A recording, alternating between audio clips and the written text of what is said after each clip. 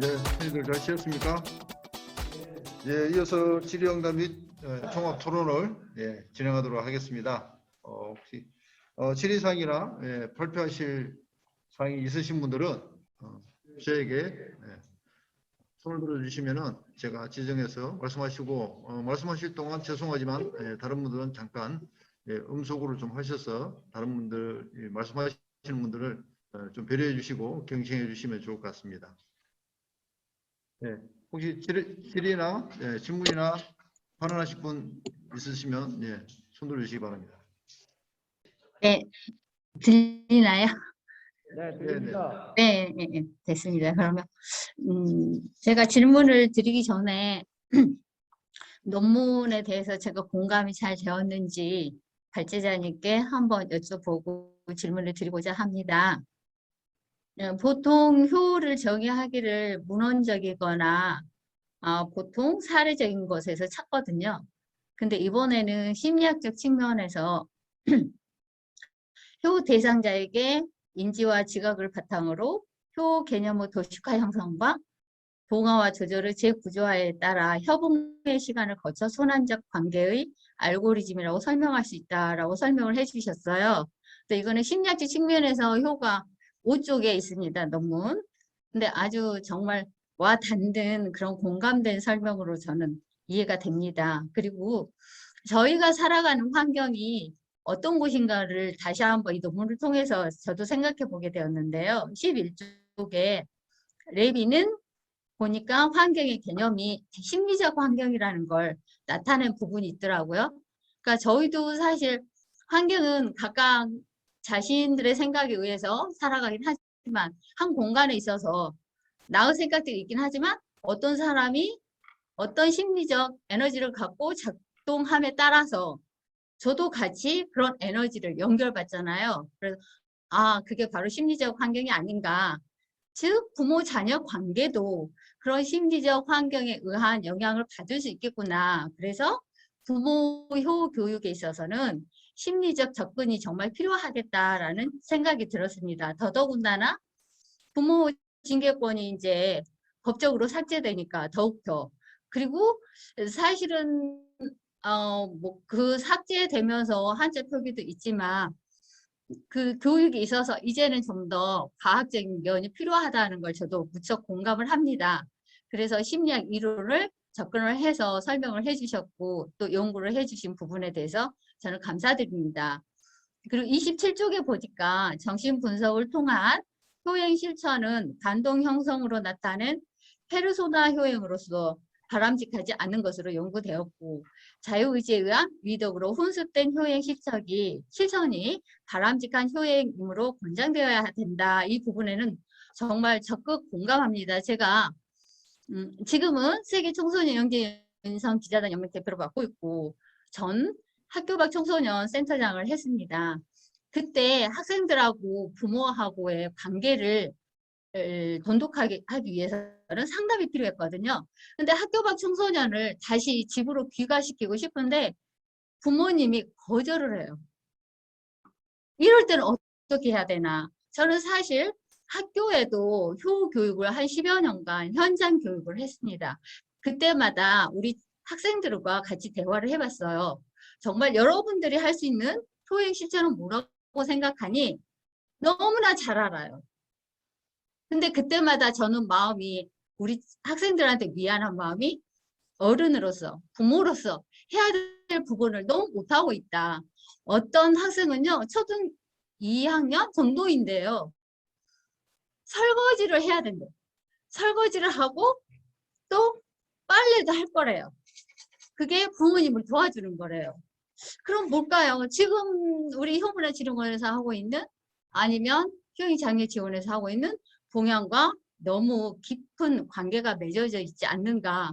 왜 다른 효의 실천을 생각하지 못할까? 옛날부터 힘차게 내려오는 그런 효 실천이 지금도 되고 있구나. 그리고 말이 이제 잠깐 바뀌었는데 학교 밖 청소년들을 우리 부모하고 연결시키고 다시 귀가를 시키기 위해서는 우리 청소년들에게 상담은 너무 문제 없어요. 정말 집에 가고 싶어 해요. 근데 부모님이 싫어요. 받아들일 수 없다. 그런 식의 상담이 너무 많아가지고 우리 친구들한테 미안하고 그러한 말을 제가 이제 하게 됐는데 아까 보니까 그런 잠깐 멘트가 올라오더라고요. 그래서 학교 밖 청소년이나 비행 청소년에 대해서 잠깐 제가 언급을 했습니다. 절대적으로 봐서 부모, 우리 어른들의 책임이 더 크다는 걸 저는 현장에서 너무 체험을 했고요. 질문이 있습니다. 발제자님께. 지금 보면은 지식적 교육 접근이 아니라 심리학적 측면에서 저도 생각할 때 이 발제 논문이 검토된 아주 공적인 스티뮬레이션한 논문으로 정말 저는 생각이 되고 있습니다. 특히 우리 효 논문 하면 아직까지 일반인들이 생각할 때는 뭐 전통적인 거, 사례적인 거, 문헌적인 거지 않느냐. 그러니까 옛날적이다. 그렇게만 생각들을 많이 하세요. 고리타분하다. 그런 식으로. 그런데 그 물꼬를 터주신 그런 느낌이 듭니다. 심리학적 접근으로 해서 앞으로 과학적으로 발전되고 아까 토론자님께서 이야기해 주신 것처럼 그런 이제 그 검사하는 그런 척도가 나올 수 있는 방향으로 가지 않을까 해서 희망이 큽니다. 그래서 발제자님께 여쭤보고는 싶은데 그럼 심리학 이론을 접근해 주셨잖아요. 그 부분에서 체계적인 부모 효 교육 과정에 접근을 한다면 지금 현재 어떤 연구 방향을 잡고 계시는 건지 아니면 저도 이런 쪽을 더 연구를 해서 부모 교육에 과학적인 접근을 시도를 해볼까 합니다든지 그러한 질문을 드리고 싶습니다. 이상입니다. 네, 정영 박사님 감사합니다. 네, 정영 박사님 질문에 대해서 차종욱 박사님께서 답변해 주시기 바랍니다. 네, 질문하신 그 내용을 앞에는 이제 설명을 제가 들었고요.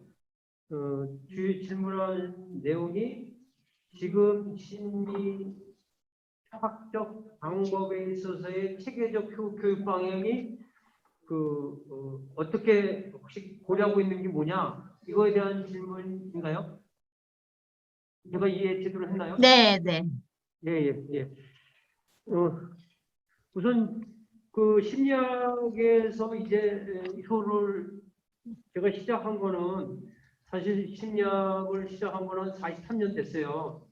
뭐 사관학교 때 지피지기면 100점 불패 그래서 적전술을 심리학을 통해서 상대방의 지휘관을 알아야 그 전략 투입하는데 좋다 그래서 이제 배우게 된 태동인데 그 이후로 뭐 해군대학에서도 정보전이라든지 정보심리전 뭐 이런 많은 부분을 접했습니다만 그런데 이 교회에 관련된 부분으로서 접근한 거는 사실 한 10여 년 정도밖에 안 됩니다. 안 되는데 가장 큰 문제가 뭐냐면 교회에 대한 성직적 의미를 각자 다 다르게 인식하고 있다는데 지금 가장 심각한 부분이 그 부분이에요. 그러다 보니까 이걸 어떻게 연구 방법으로 해서 통계적으로 잘 나타내서 이것을 좀 다르게 딱 세팅 시켜주면 설계도가 나오면 그 설계도가 결국은 무엇을 만들기 위해서 건물을 뭘 만들기 위해서 설계하느냐가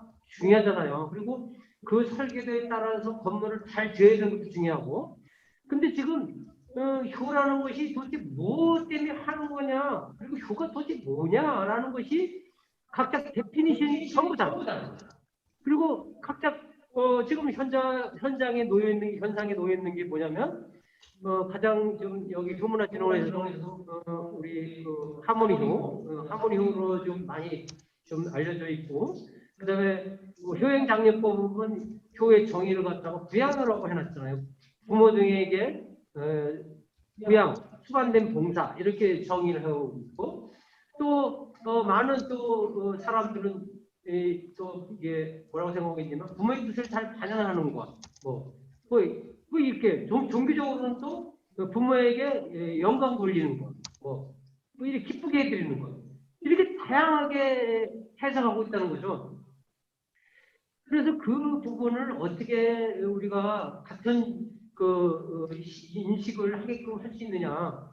결국은 인터 서브젝티비티 단주관적, 그러니까 각자의 주관적인 의미의 그 효의 인식을 그걸 공통 분모로 객관화적으로 해서 그거를 설계를 해서 효의 그 체계적 교육 방향을 잡아야 되는데 이것이 합의적 요소로 등장되지 않았다는 거예요. 가장 큰 문제가. 그래서 이 합의적 요소를 먼저 우리가 좀 정하고 이게 효다. 근데 척도라는 것은 기준인데 기준이 잣대에 따라서 이건 효고 이건 아니고 이래요.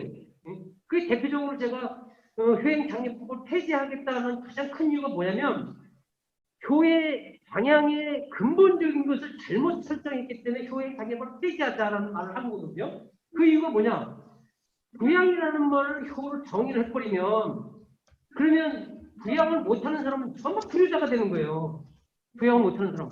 부양을 못하는 사람은 과거에는 그게 크게 문제가 안 됐어요. 문제가 안 됐는데 지금은 인권이라는 것이 우리가 새롭게 크게 대두되면서 인간의 권리가 뭐냐라는 게 정면 대치되는 부분이 장애아가 낳았을 때 장애아가 내가 부양을 하고 싶어도 부모가 그렇게 나를 낳는데 내가 태어나자마자 그냥 불효자가 돼버리는 거예요. 그게 맞냐 그게. 네? 네. 그리고 부양을 하려면 경제적, 신체적, 환경적 다 조건이 맞아야 돼요.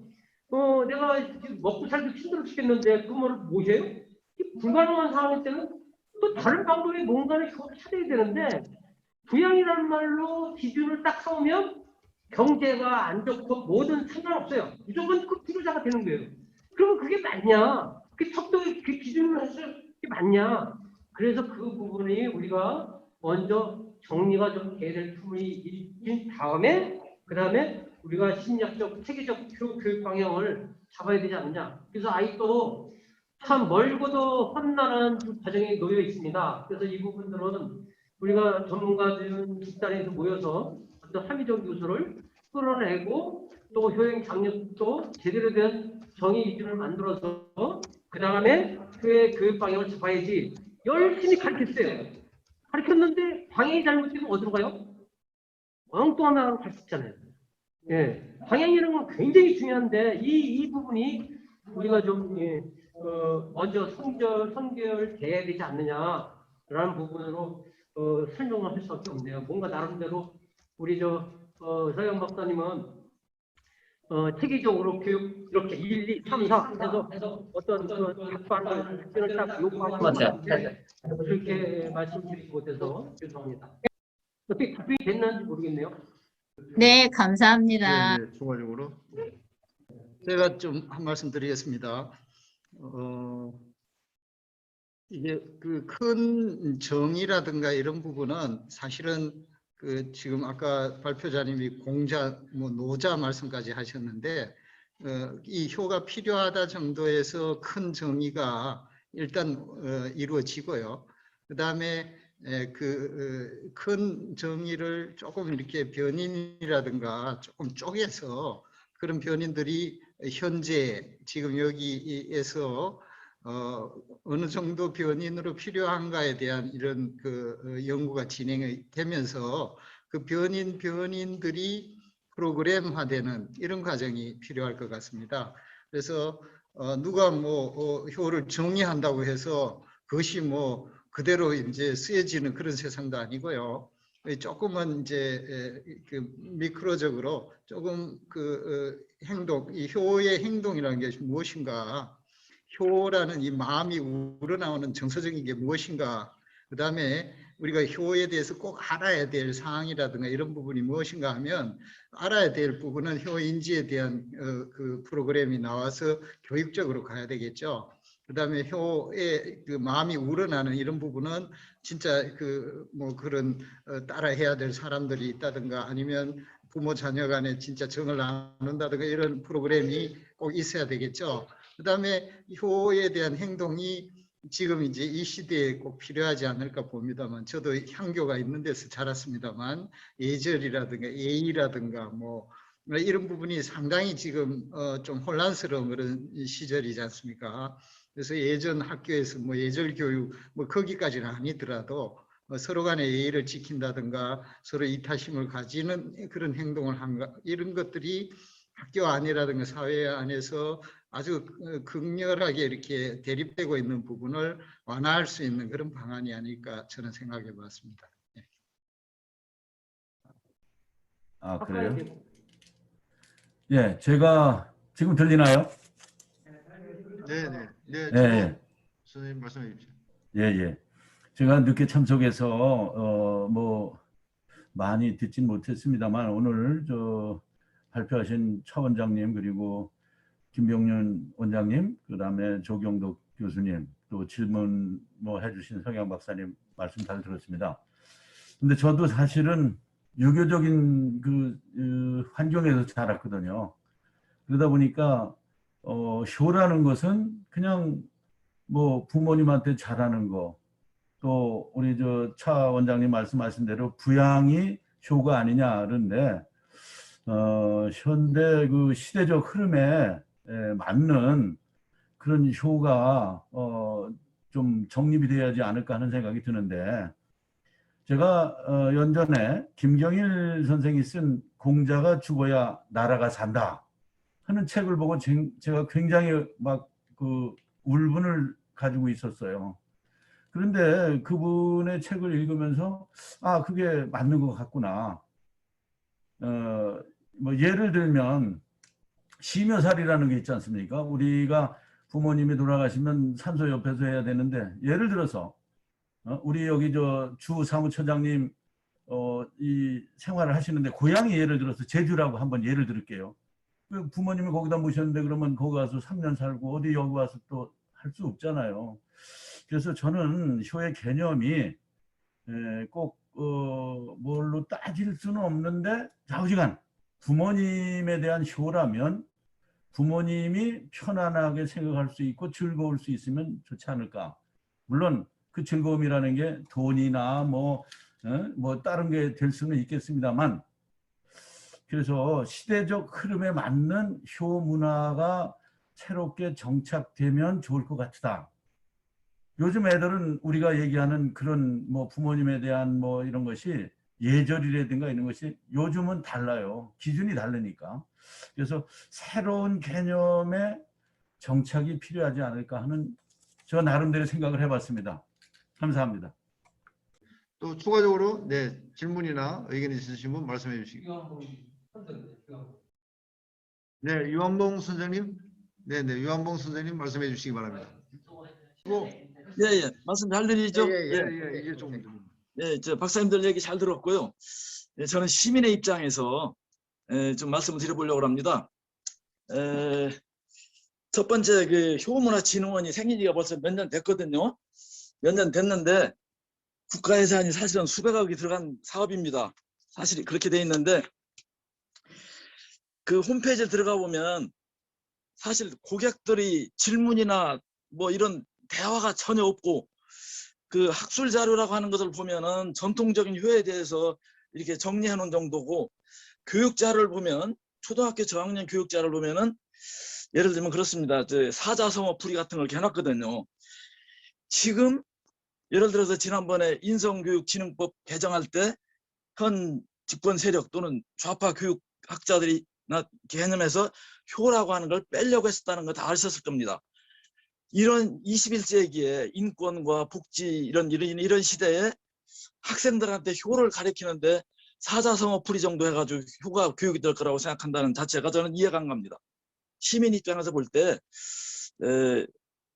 우리 효문화진흥원이 국가에서 그 막대한 예산을 들여서 건물을 짓고 예산을 투입하면 한국의 효문화에 대한 어떤 새로운 변화, 어떤 그 역할을 주문하고 있을 것 같은데 그런데 부응하지 못하고 있다는 부분이 있어서 아쉽다는 생각이 들어서 박사님들이 여러 가지 전문적인 노력도 하시고 연구도 하시지만 효문화진흥원의 새로운 역할, 현대적인 역할에 대한 그 고찰도 필요하지 않을까 그런 측면에서 건의를 한번 드려보고요.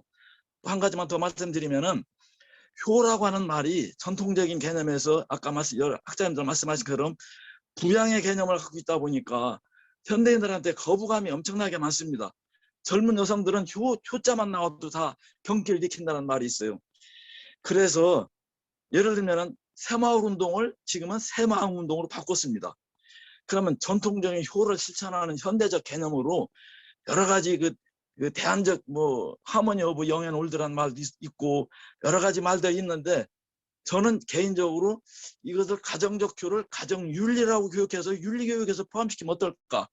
가정윤리, 사회적 윤리, 국가적 윤리 이렇게 해서 효라고 하는 말을 현대적인 21세기 인권과 복지 시대에 또 신종 시민성이 강조되는 이런 시대에 우리 사회가 가장 또 당면하고 있는 문제가 윤리성 부족으로 인해서 각종 부정패라든가 부조리한 이런 여러 가지들이 있는데 그런 효의 개념을 확장해서 윤리라고 하는 개념으로 일반화시키는 그런 노력들을 좀 학자님들이 해보실 필요는 없으신가? 이 두 가지 점에 대해서 건의를 드려보고 싶습니다. 좀 두서없는 얘기 같지만 효문화진흥원의 현대적 역할 정립에 대한 고민이 필요하다는 말씀과 효라고 하는 전통적 개념을 현대인들이 젊은 사람이나 여성들이나 전체 세대가 수용하기 좋고 현대적으로 일반화하기 좋은 개념으로 윤리 같은 가정적 윤리 이런 사회적 윤리 같은 개념으로 일반화시켜서 좀 연구하고 좀 그런 것을 계도할 의향이 없으신가 건의 말씀드렸습니다. 감사합니다. 예, 유한봉 선생님 좋은 말씀 감사합니다. 한국교문화진흥원의 역할, 네, 굉장히 또 통감하고 있고요. 그런 부분에 있어서 이제 아까 제가 옆에 문자로 채팅 문자로 오셔가지고 제가 말씀드렸는데 이번 달 3월 31일이 이제 개원 4주년이 되는데 그동안 4년이라는 시간 동안 이제 역할 또 앞으로 어떤 역할을 할 것인가 그런 부분에 대해서 저희들이 이제 어떻게 보면 우리 대한민국 유일의 또 효문화를 연구하고 또 교육하고 체험 활동할 수 있는 그런 유일한 기관인데 맞습니다. 위상에 맞도록 다양한 이제 준비를 하고 있고요. 연구 분야는 기존에 우리가 내려왔던 전통적인 효 가치부터 이렇게 연구를 하고 있는 중에서 지금 이게 이제 예산 물어보시는 분도 계셨는데 연간 한 30억 정도 되는 예산을 저희들이 쓰고 있습니다.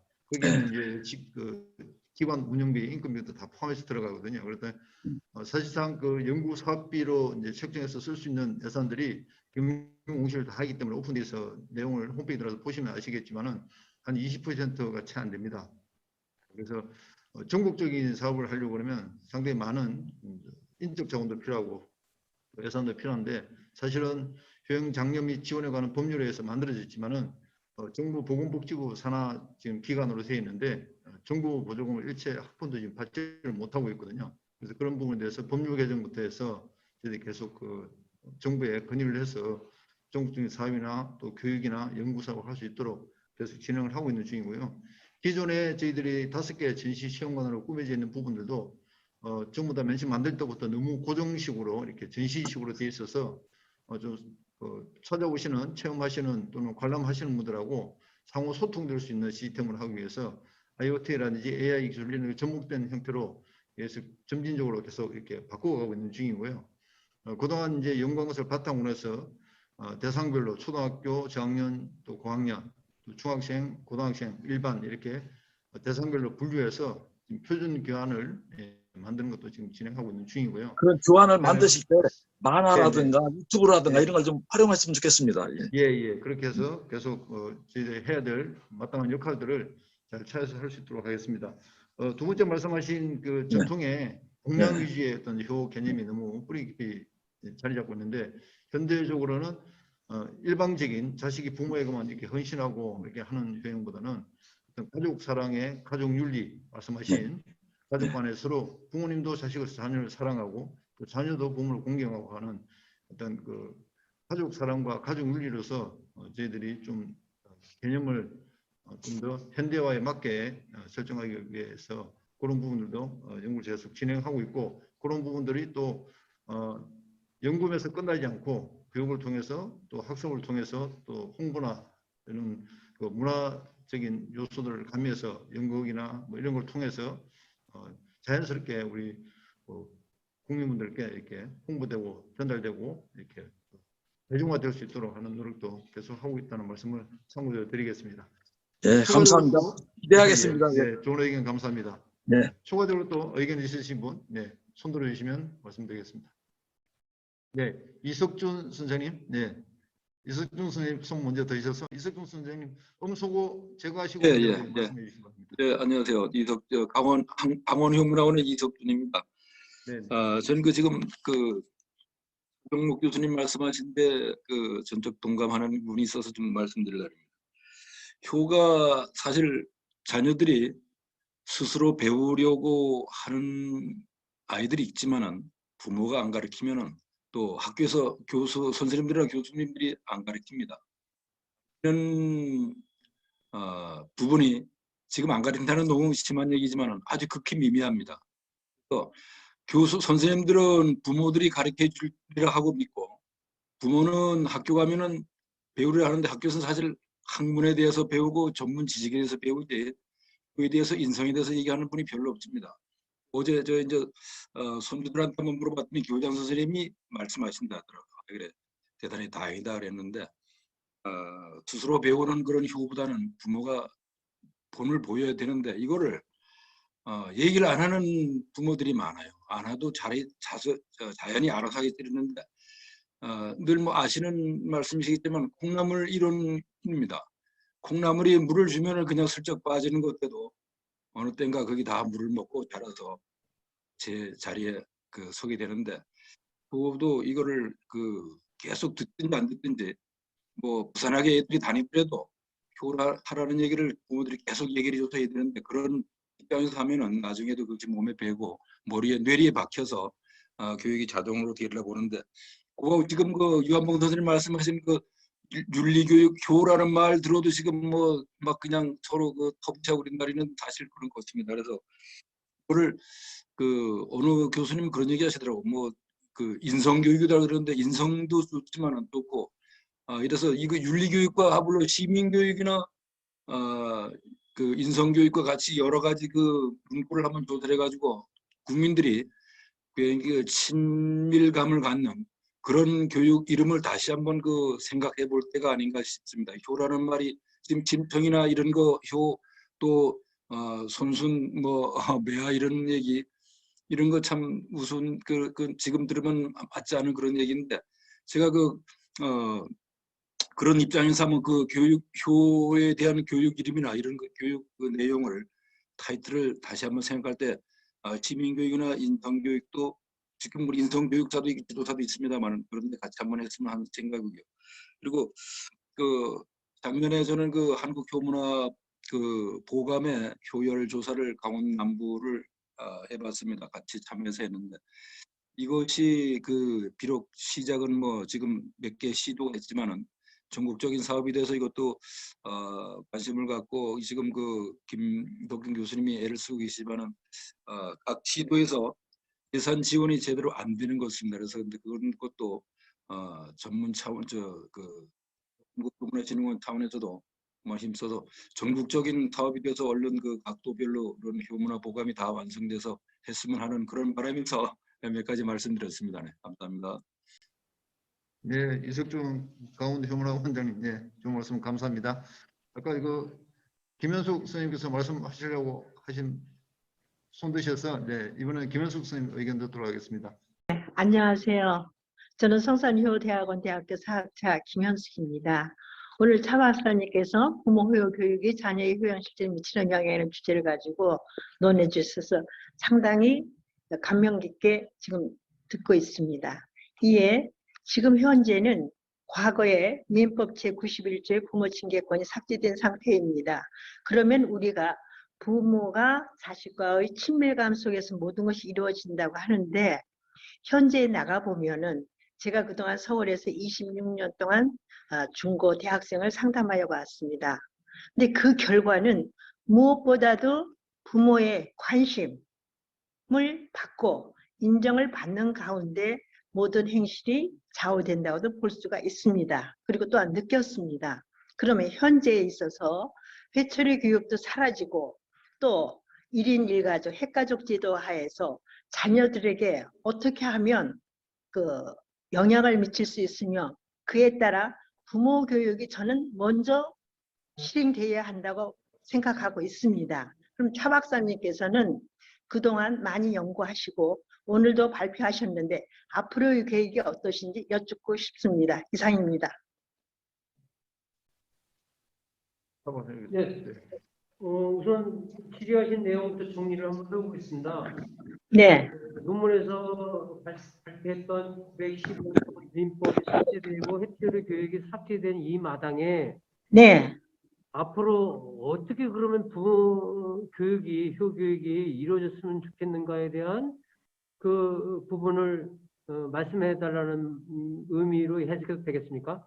네, 좋습니다. 예. 해처리 교육이 사라졌다는 그 의미는 그렇게 우리가 인식해갖고 교육을 때려야 된다. 그래서 저도 상당히 많이 맞았고요.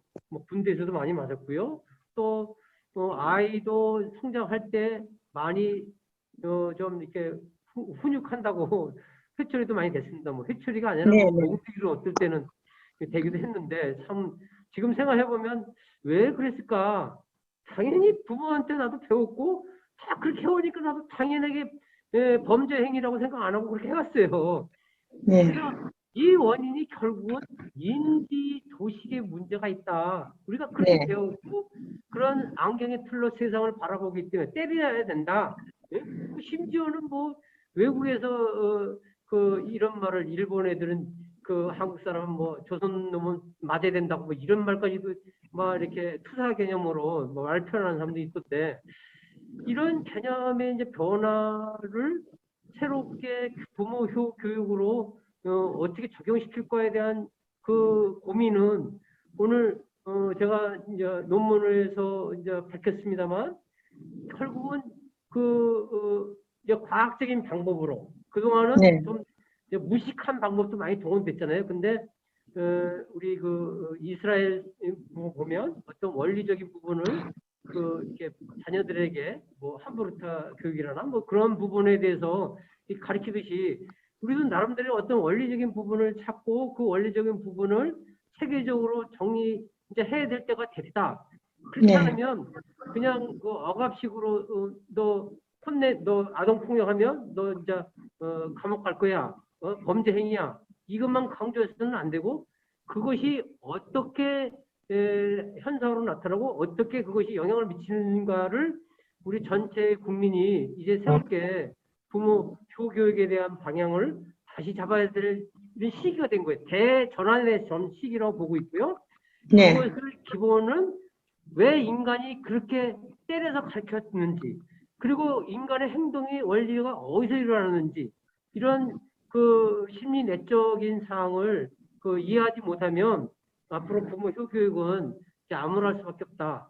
근데 다행히도 요즘 최근에 이제 많이 알려지고 있는 뭐 로저스라든지 뭐 현상학 분야, 이 현상학 분야가 그것도 심리 내적 그 태도의 변형이 심리적 에너지가 어떻게 지향하고 있는지 그것이 이제 많이 이제 밝혀져 있기 때문에 그런 부분들을 체계적으로 우리가 좀 더 연구해서 교과목으로 선정해야지 지금까지 했던 그런 교과목대로 다시 설정해봐야 큰 효과가 없다. 지금도 실패했고 또 앞으로도 똑같이 아동폭력이 일어날 거고 교행에 문제가 생겨서 계속 이렇게 연구 논문 발표할 거고 그런 측면에서 제가 바라봤습니다. 그래서 그 부분은 앞으로 좀 심리학적인 그 인간의 내면적인 부분을 성찰하면서 그러면서 우리가 다 같이 찾아야 될 노력이 필요한 그런 것만 좀 발휘한 거지 구체적인 아직도 그 세부적인 계획은 좀 없습니다. 좀 아쉽습니다.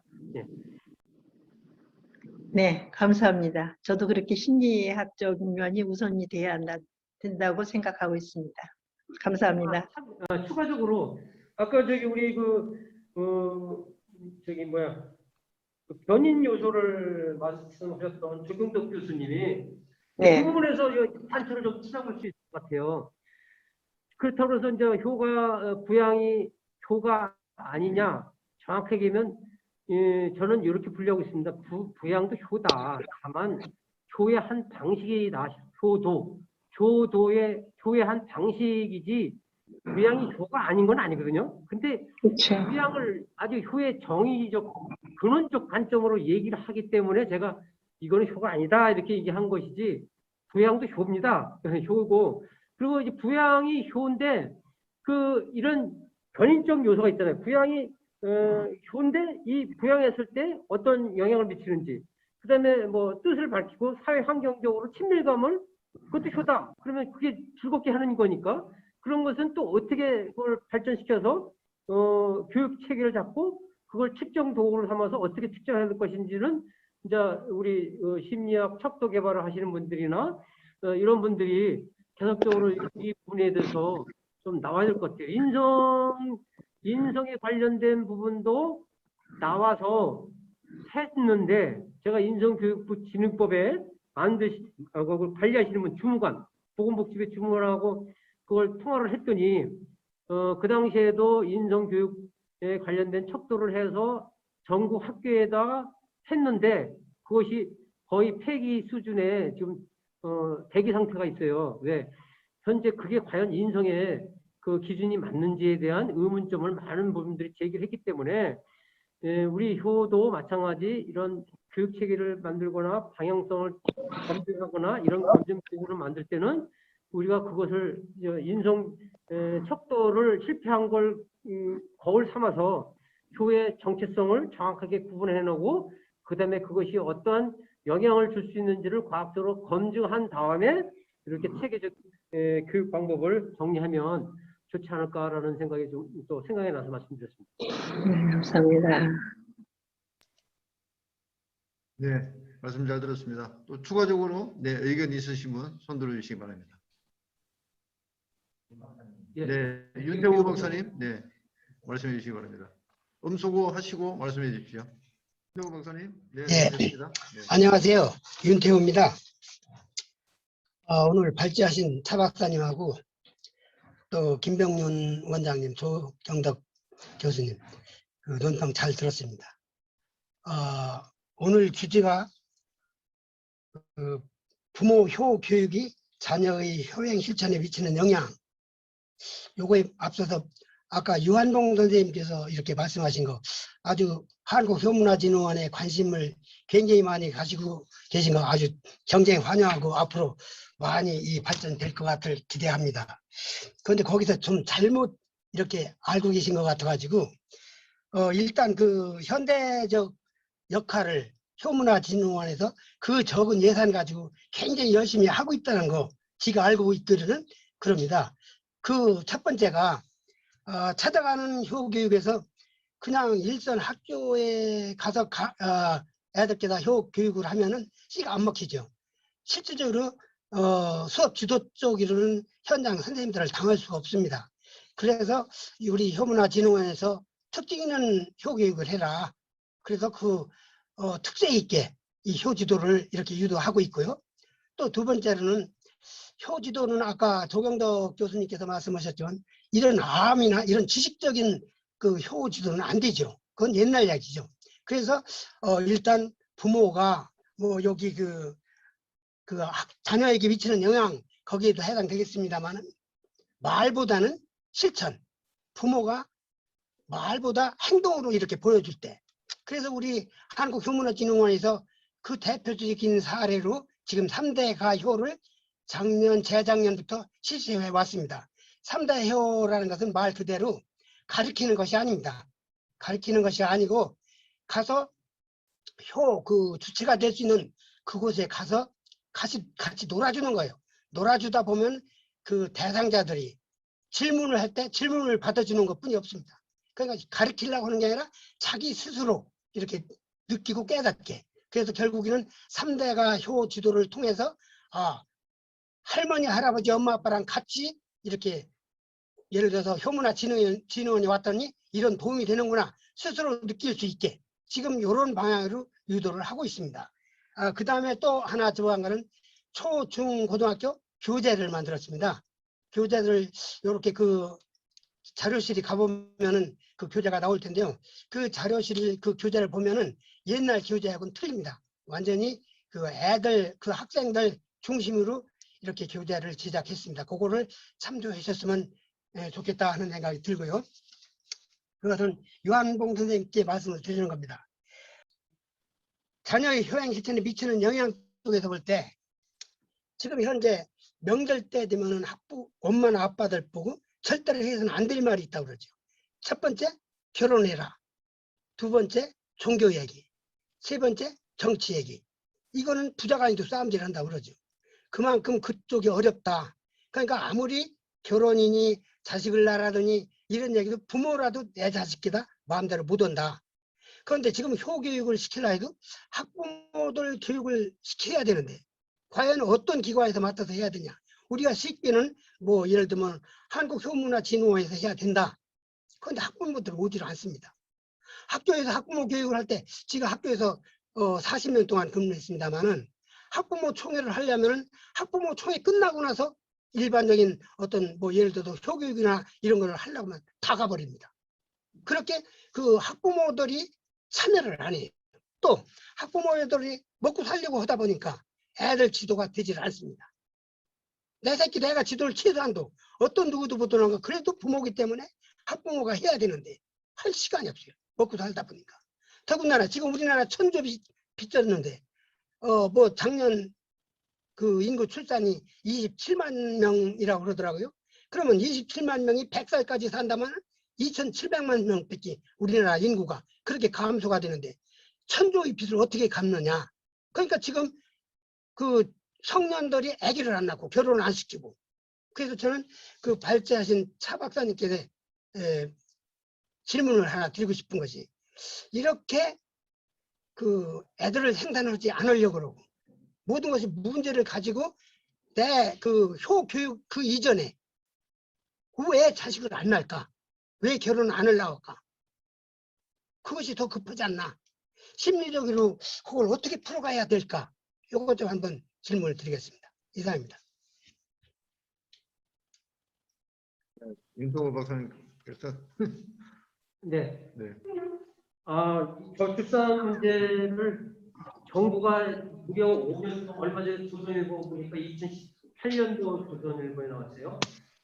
214조 원이나 들었는데 저출산 문제 해결 안 됐어요.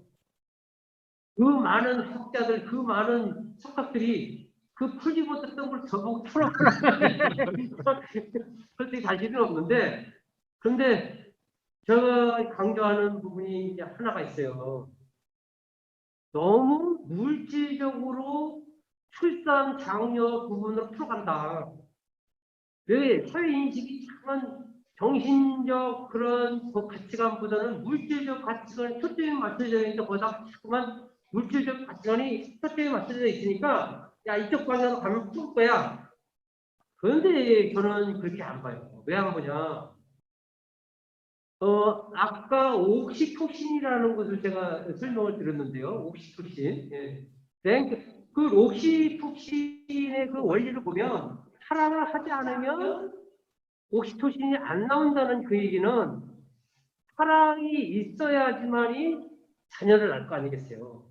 근데 사랑을 너 돈 줄 테니까 사랑해. 이게 좀 안 맞잖아요, 이게 지금. 예. 인지와 정서를 잘못 이해하고 있는 거예요, 이게. 국가에서. 그러니까 물질적으로 야 돈 줄 때 결혼할 때니까 돈 주고 뭐 애라도 돈 주고 아동수당도 다 먹여주고 빨리 나. 응? 그러고 나서 피개치는 거예요. 훈육이 안 되는 거 제대로. 그러니까 아동 폭력이나 하고 그 다음부터는 자녀가 개인 청소년을 만들고 훈육이 안 되니까요.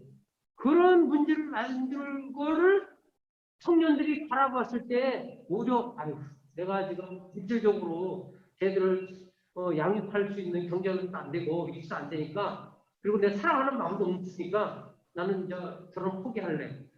이게 아닌가. 그 중에서도 사랑이 결여됐기 때문에 그런 거 아니냐. 다시 말해서 물질적 가치를 정신적 가치로 바뀌지 않으면 절대 이거 출산 정책 해결이 안 된다라고 보는 관점입니다.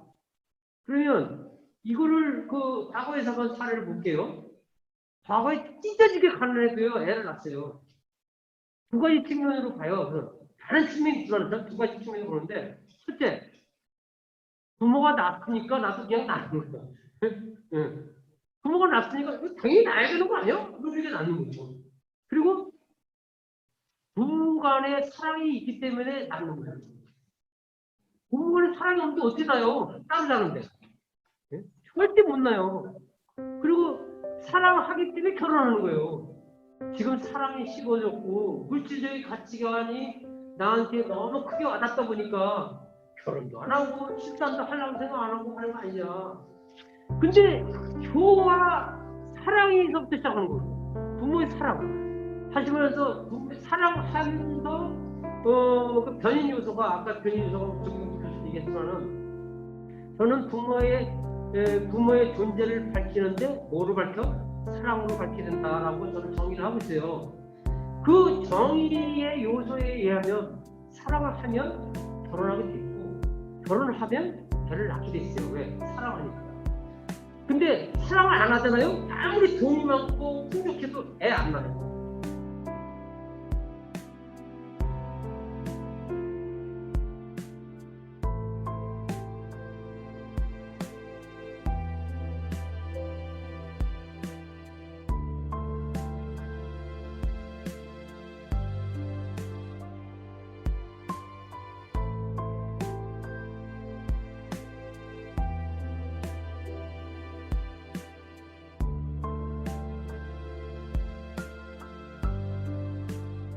얘를 어떻게 키울 건데?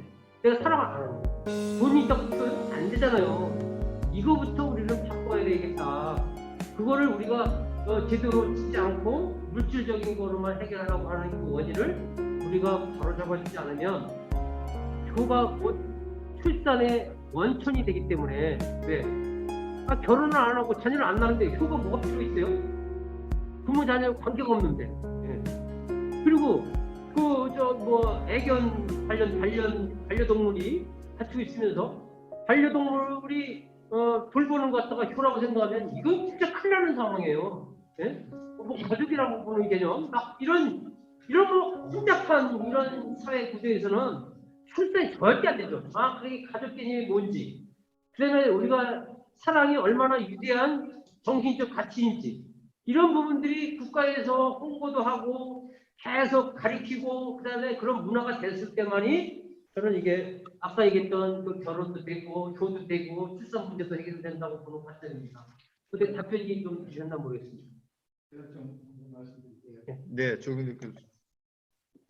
예, 다시 조경덕입니다.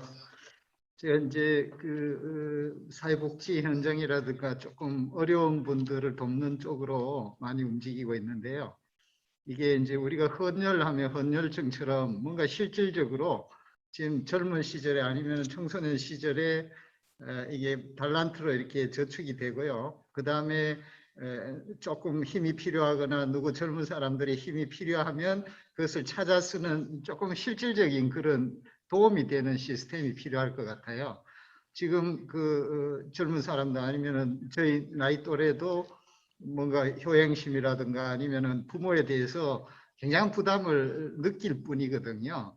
그렇기 때문에 지금 많지 않은 청소년들, 지금 뭐 대학에도 학생들이 모자라고 고등학교 때 모자라는 이때에 한 명 한 명이 굉장히 소중하고 그 한 명 한 명을 잘 케어를 하면서 그 한 명 한 명이 이 효행의 효심의 효인지를 가지고 살 수 있도록 하는 상황이 만들어지면서 자기들이 그렇게 하는 그 자체가 저금에 이게 돈이 적금되듯이 지금 말씀하신 사랑도 이렇게 적금이 되고 실질적으로 무슨 증이 있어서 내가 나이가 들면 그것을 다시 돌려받을 수 있다는 이런 순환적인 시스테믹하게 돌아가야 된다고 생각을 합니다.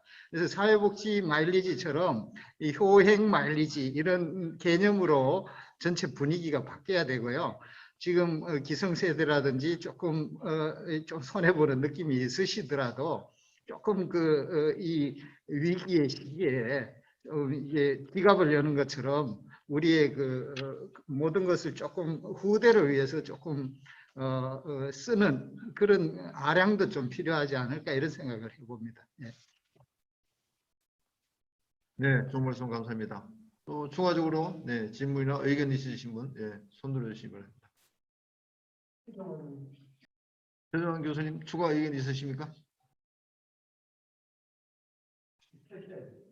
예, 저 있습니다. 예, 말씀하십시오. 예, 지금 우리 어렸을 때는요, 도덕이라는 과목이 있었던 것 같고 바른 생활이라는 과목도 있었던 것 같고 근데 이게 시대적 변화에 따라서 무엇이 바른 생활이냐 좀 가치 기준이 달라지는 것 같아요.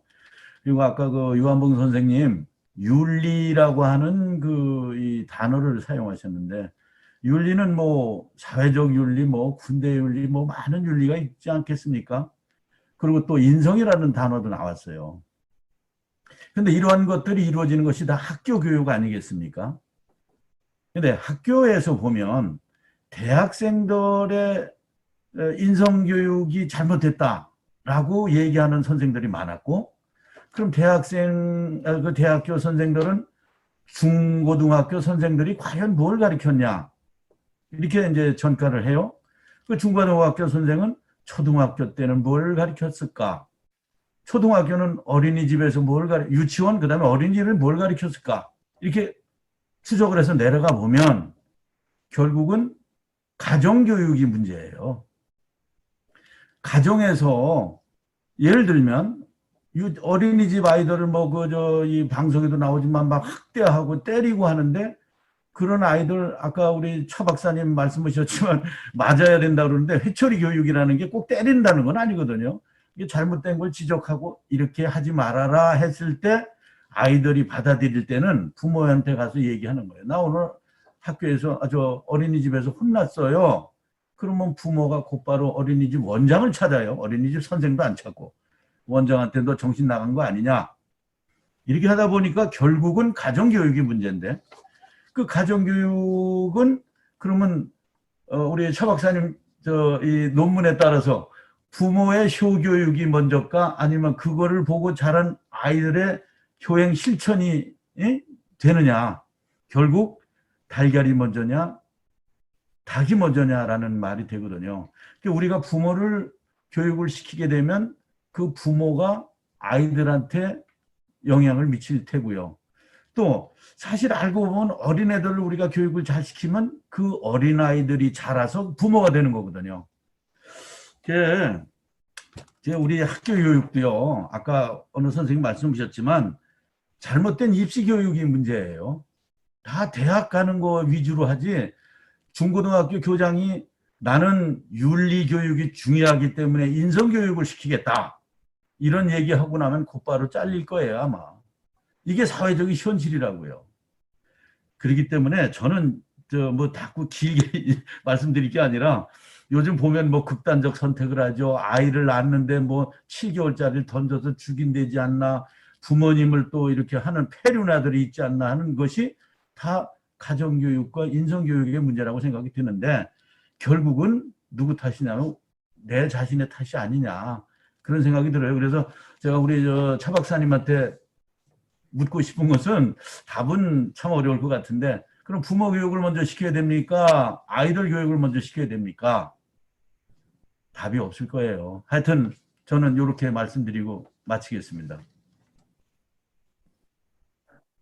네, 최정원 교수님 감사합니다. 네. 네, 부모 교육이 먼저 되느냐, 자녀 노형 실천 교육이 먼저 돼야 되느냐. 제가 논문에도 이런 얘기를 했어요. 부모라는 것은 수천 년을 지나보면 다 부모예요. 예, 그래서 아이들도 미래의 부모. 지금 저는 현재 부모, 또 제가 위에 계셨던 기성 부모.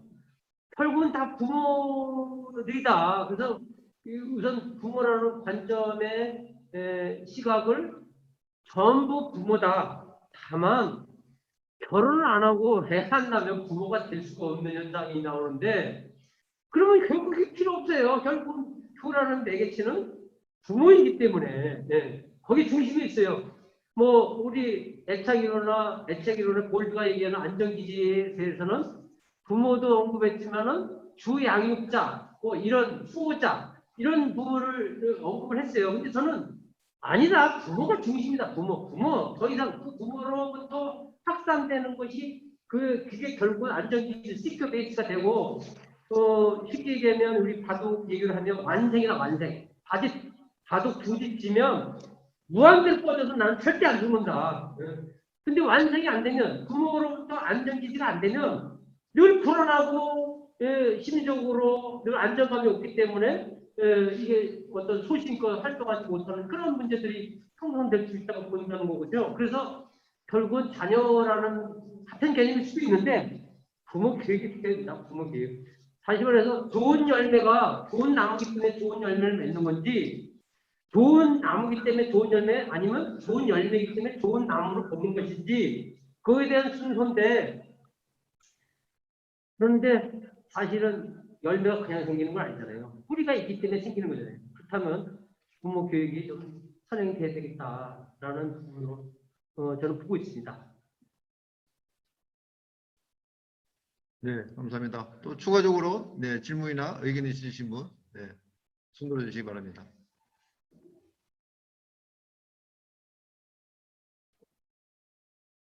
네, 더 이상 안 계신 것 같습니다. 네, 그럼 마무리를 네, 하도록 하겠습니다. 오늘 주제 발표를 해주신 차정국 박사님, 그리고 논평에 참여해서 좋은 의견을 해주신 김병윤 원장님과 조경덕 교수님께 감사드립니다.